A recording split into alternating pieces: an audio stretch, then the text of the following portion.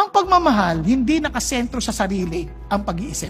Kasi ang pagmamahal sa mundo, tingnan nyo lust of the flesh. Yung kagustuhan ng laman. Anything that's pleasurable sa laman, ginagawa natin. Uy, pleasurable maglaro. Laman yan. Kahit alam nating masama na sa atin. Kahit alam natin masama na sa ibang tao. Basta pleasurable sa atin, gagawin natin. Di ba?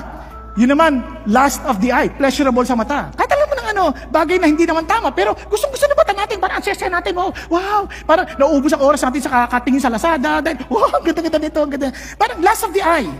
Nakuha ninyo, akala natin, okay lang, no? Huwag tayo magpapalin lang. Kasi we're trying to satisfy ourselves. At yung iba naman, the pride of life. We're always fighting for our dignity. Hindi ako papayag. Hindi ako papayag na ginaganyan ako. Siniswerte siya. Papatunayan ko sa kanya, paano mga Christians? Hindi na si Kristo, iniisip niya yung sarili niya eh. Alam ko yan, ganyan din ako eh.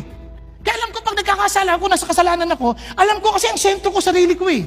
Bakit ako nagagaya sa asawa ko? Sarili ko yung sentro eh. Ba't ako naiinis sa anak ko? Kasi sarili ko yung sentro, hindi naman yung anak ko eh. Binabastot niya ako, anak ko lang siya. Di ba? Anak ko lang siya.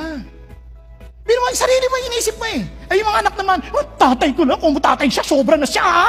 Inaapi niya ako. Gusto niyo? Ako ang sentro. Yan ang kasalanan. Sa kasalanan, naalala niyo, nung nagkasala sa tao, kinain yung mabuti at masama, sinuway nila ang Diyos. Para sabi na, Diyos, huwag ka makialam sa amin. We will determine what is good and evil for ourselves. Huwag ka makikialam sa amin. That's sin. Living independently from God is sin, kaya we are hostile to God.